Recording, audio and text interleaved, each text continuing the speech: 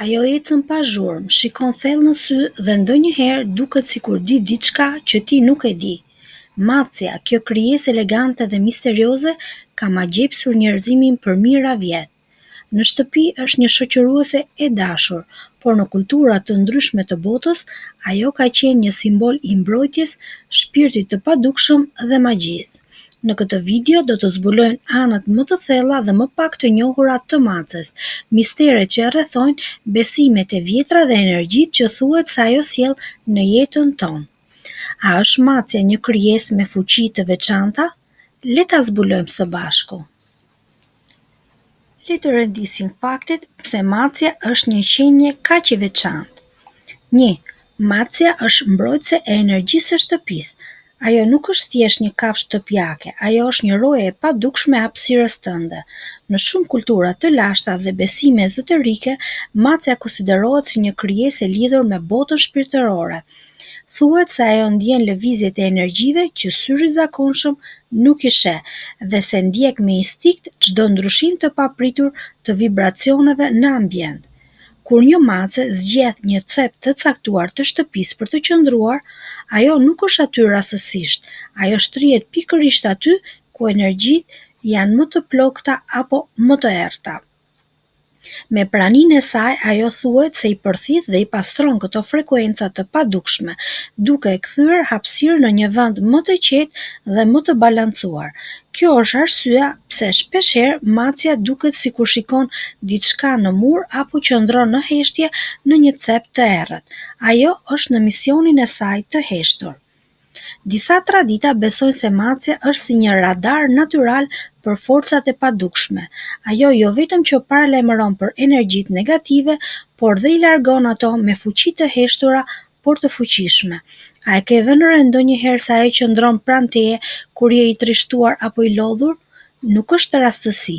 Macja ndjen gjithçka. Nëse ke një macë në shtëpi, dije se nuk je kurrë vetëm.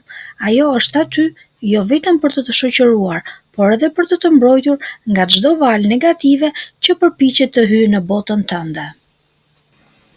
2. Shikimi përtej të dukshmes. Një nga karakteristikat më misterioze dhe intriguese të macave është aftësia e tyre për të parë dhe perceptuar diçka që ndoshta ne nuk mund ta shohim. Kur macat ngulmojnë në sytë e tyre në një pikë të caktuar, ndonjëherë duke lëvizur me sy të hapur si të shohin diçka që ndodhet në botën tjetër, kjo ka të bëjë me një aftësi që ka mbetur e mistershme për shumë njerëz. Disa besime të lashta sugjerojnë se macet kanë një lidhje speciale me dimensionet e padukshme dhe mund të shohin energjitë dhe shpirtrat që rrethojnë botën tonë. Në shumë kultura, macet janë konsideruar si krijesa që kanë hapësirën e tyre shpirtërore dhe mund të perceptojnë aspekte të botës që ne nuk i kuptojmë. Pse ndodhin këto ngjarje? Disa thonë se ato kanë një ndërlidhje të thellë mes botës fizike dhe asaj shpirtërore. Ato shohin dhe ndjejnë vibracione dhe energji që janë të padukshme për syrin njerëzor. Në Egjiptin e lashtë, për shembull, macet kishin një status të veçantë dhe konsideroheshin si mishërim i perëndeshës Bastet, e cila kishte lidhje me mbrojtjen dhe energjisë shpirtërore. Ato ishin shenjë fuqisë dhe aftësisë për të parë më tej, sesa ne mund të shikojmë. Ata që i mbanin macet në shtëpi besonin se këto kafshë i mbrojnë ata nga çdo e keqe dhe se mund të shihnin më shumë nga sa perceptonte njeriu. Për shumë njerëz që kanë patur përvoje të ngjashme, kur macja shikon për kohë të gjatë në një objekt të pazakontë apo diçka që nuk është e dukshme për ne, është një kujtesë e fuqisë së saj shpirtërore. Ajo mund të pohojë, të shohë, të ndjejë të gjithë faktorët që janë përtej asaj që njeriu percepton. Dhe kjo është arsyeja pse besohet se macet janë të lidhura me botën e shpirtrave. Kjo është një tjetër pjesë e misterit të mahnitshëm që e bën macen kaq të veçantë. Ato janë simboli i fatit dhe intuitës. Macet janë shpesh të lidhura me konceptin e fatit dhe intuitës, dhe kjo ka patur një ndihim të thellë në shumë kultura dhe besime. Ato nuk janë thjesht kafshë shtëpiake, por janë parë si krijesa që mbajnë një lidhje të veçantë me forcën e panjohur të universit, duke ofruar udhëzime dhe pasqyrë në jetën e atyre që i rrethojnë.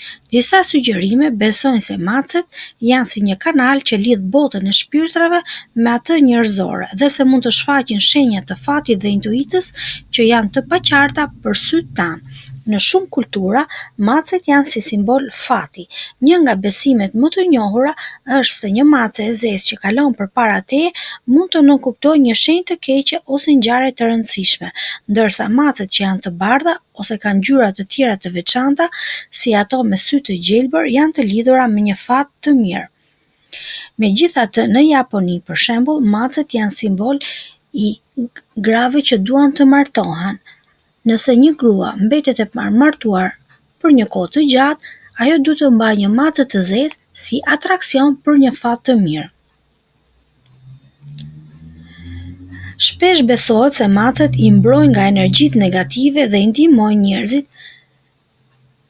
që të tërheqin mundësi të reja dhe pozitive në jetën e tyre. Përveç simbolit të fatit, macet janë gjithashtu një simbol i intuitës. Aftësia e tyre për të qenë të ndjeshme ndaj ndryshimeve të mjedisit është një shenjë e fortë e intuitës. Macet mund të ndjejnë shqetësimet e njerëzve të tjerë dhe mund të reagojnë ndaj emocioneve dhe energjive që shpesh kalojnë pa u vënë re nga ata që i rrethojnë. Shpesh macet janë të njohura për ndjeshmërinë e tyre ndaj ndjenjave të padukshme, siç janë frika ose ankthi, dhe mund të ofrojnë një lloj rehatie për ata që ndihen të shqetësuar ose të pasigurt. Në shumë raste, kur macet fillojnë të shfaqin sjellje të pazakonta, si të shihen ose të duken të interesuara për diçka që nuk është e dukshme, kjo mund të interpretohet si një shenjë që diçka e rëndësishme mund të ndodhë në jetën tuaj, ose ju duhet të jeni më të hapur ndaj intuitës tuaj dhe të dëgjoni instiktet tuaja. Për ata që besojnë në intuit, një mace mund të jetë një kujtesë për të dëgjuar dhe besuar instiktet e tyre më të thella dhe ndoshta ndihma më e madhe e saj mund të jetë që të na drejtojë nëpër rrugët që na ndihmojnë në përmbushjen e qëllimeve dhe dëshirave tona. Porritja si fuqi shëruese. Porritja e macës është një nga tingujt më të qetë dhe më relaksues, por ajo ka gjithashtu një kuptim të thellë dhe fuqi shëruese që ka kaluar nëpër breza. Shumë kultura kanë vërejtur lidhjen e porritjes së macës me efektet pozitive për trupin dhe shpirtin, dhe kjo i ka dhënë asaj një rol të veçantë në besimet popullore dhe terapinë alternative. Ajo është shëruese për shpirtin dhe trupin.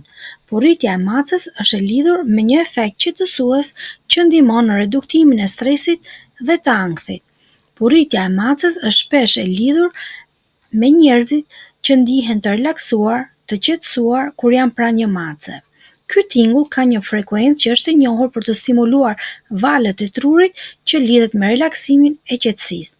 Disa studime sugjerojnë se porritja e macës mund të ndihmojë në uljen e niveleve të kortizolit, që është hormoni i stresit në trupin e njeriut, duke kontribuar në një ndjenjë të madhe mirëqenie.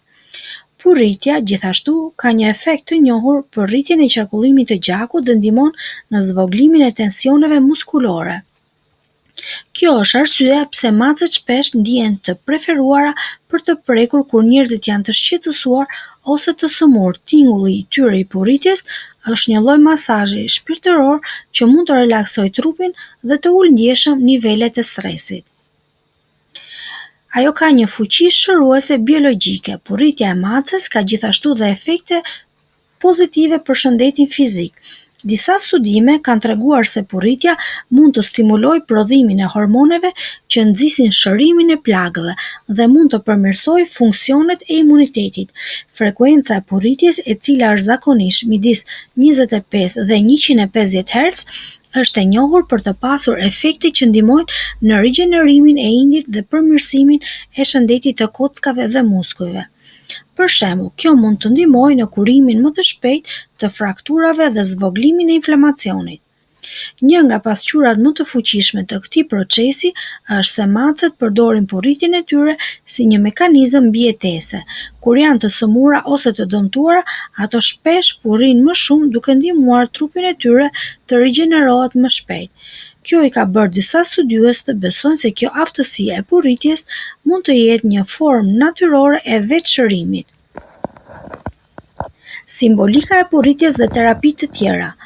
Porritja e macës është gjithashtu e lidhur me besimet shpirtërore dhe simbolike në shumë kultura. Ajo është parë si një formë shërimi që kalon përtej trupit dhe shpirtit, duke ofruar qetësi dhe paqe në mes të trazirave. Disa besime thonë se porritja e macës mund të pastrojë energjitë negative në hapësirat e shtëpisë dhe të rikthejë balancën emocionale.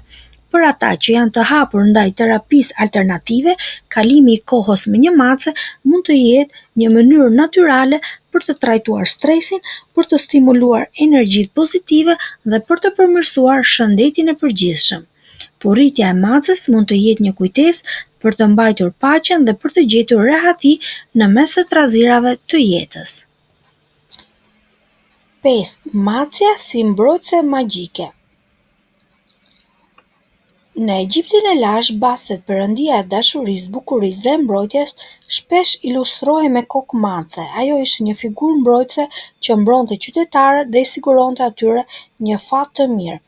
Macet në këtë kontekst besohej se kishin fuqinë për të mbajtur larg forcat e liga dhe për të siguruar një ambient të sigurt dhe të shenjtë. Macet si mbrojtëse kundër shpirtërave të këqij. Në shumë besime popullore, macet veçanërisht të zeza konsiderohen si mbrojtës nga shpirtrat e këqij dhe energjitë negative. Kultura si ajo irlandeze dhe britanike besojnë se macet mbajnë larg shpirtrat që mund të dëmtojnë ose ndosin një shtëpi. Një mace e zezë për shembull është parë si një shenjë që mund të mbrojë shtëpinë nga energjitë e padëshiruara dhe të sigurojë një ambient të pastër nga influencat e jashtme të dëmshme. Besimi se macet kanë aftësinë të pastrojnë energjinë negative dhe të mbrojnë shtëpinë nga ndikime të jashtme ka qenë i pranishëm në shekuj. Ato janë menduar si shpëtimtarët që ndihmojnë individët të ruajnë energjinë shpirtërore nga ndikimet negative, pastrojnë ajrin nga energjitë e padëshiruara dhe vendosin paqe në shtëpi. Në besime të tjera, ato janë konsideruar si mbrojtëse e shpirtit të njerëzit, duke vepruar si një përfaqësuese e shpirtit të njerëzit dhe duke ruajtur energjinë dhe ekuilibrin e energjisë së tij. Ato ndihmojnë që individët të ruajnë një lidhje të fuqishme me natyrën shpirtërore, duke ofruar qetësi, mbrojtje nga ndikimet të jashtme. Në thelb, macet kanë qenë dhe vazhdojnë të jenë të shumë. Në Greqinë e lashtë, macet përmendeshin shpesh në lidhje me Artemis, perëndeshën e natyrës, gjuetisë dhe mbrojtjes. Artemis kishte një lidhje të fortë me kafshët dhe natyrën, dhe macet ishin një simbol i besnikërisë dhe mbrojtjes së natyrës. Ajo si perëndeshe fuqishme dhe e pavarur kishte lidhje me macet që përfaqësonin fuqinë dhe autonominë e natyrës. Kultura greke besonte se macet mund të mbroheshin dhe të mbronin natyrën dhe ishin simbol i fuqisë femërore. Macja dhe mistikja në Japoni. Në Japoninë tradicionale ka një legjendë të njohur për një mace të quajtur Maneki Neko ose macja që bën thirrje. Sipas legjendës, një njeri i varfër kishte një mace që gjithmonë i ngrinte njërin këmbë sikur të bënte një thirrje.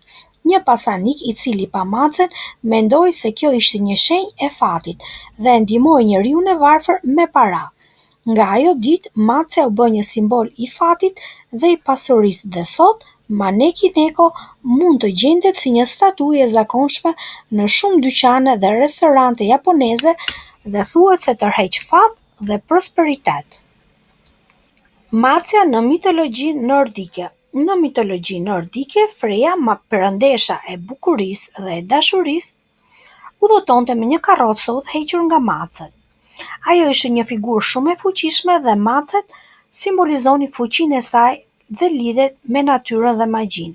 Ai ishte një mbrojtëse e mirëqenies dhe e pasurisë dhe besimi se macet mbronin dhe garantonin mbrojtjen e individëve ishte i pranishëm edhe në këtë mitologji.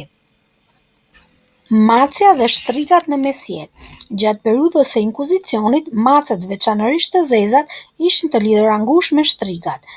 Besimi i asaj kohe thoshte se shtrigat përdornin macet për të kryer magji dhe rituale të errta. Kultura e frikës dhe dyshimeve për magjinë bëri që macet të mbyteshin apo të hidheshin poshtë si kafshë. Megjithatë, kjo ishte një frikë e pabazuar, por një interpretim i keq i natyrës misterioze të maceve. Macja dhe besimi popullor. Në shumë kultura popullore, macet janë parë si kafshë të lidhura me mbrojtjen e energjisë shpirtërore dhe mbajtjen e hapësirave të shenjta të pastra. Besohet se macet, për shkak të natyrës misterioze dhe të papritur, mund të mbronin nga forcat të këqija. Kjo është një nga arsyet pse macet mbahen si kafshë shoqëruese për mijëra vjet. Madje në disa shtete nuk është e lejuar të vrasësh mace. Aq të shenjta konsideroheshin macet në Egjiptin e lashtë, saqë kush vriste një mace dënohej me vdekje. Në Itali, macet janë simbol i dashurisë dhe pasionit. Macja është gjithashtu një simbol i luksit dhe i shijes që shumë pronarë italian janë të njohur për mënyrën e kujdesit dhe dashurisë që japin kafshëve të tyre. Në Shtetet e Bashkuara të Amerikës, macja është një nga kafshët më të dashura dhe më të preferuara. Gjithashtu, sipas statistikave, macet janë kafsha më e mbajtur shoqëruese në Shtetet e Bashkuara të Amerikës, duke lënë pas qent. Ato janë të njohura për natyrën e tyre të pavarur dhe aftësinë për të krijuar një lidhje të thellë emocionale me pronarët e tyre. Në Irland, macet janë të lidhura ngushtë me besimin se ato mund të shohin dhe ndjejnë shpirtra të padukshëm. Në disa zona rurale, besohet se macet mund të shohin shpirtra që vizitojnë shtëpitë dhe të ruajnë një lidhje të fortë me energjinë e natyrës. Këto ishin disa kuriozitete për macet. Sigurisht që macja është një nga kafshët më misterioze dhe më të dashura të njerëzit. Shpresoj që ky informacion të ishte i dobishëm për ju dhe të keni mësuar diçka të re mbi macet dhe rolet e tyre në kultura të ndryshme botërore. Nëse ju pëlqeu kjo video, mos harroni të bëni like dhe të abonoheni për më shumë përmbajtje interesante në videot tona. Gjithashtu, nëse keni pyetje ose dëshironi të ndani një mendimin tuaj, lërini në komentet poshtë videos.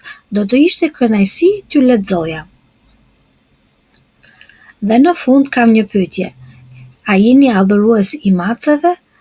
Nëse jo, besoj se kjo video ju ka ndryshuar mendimin.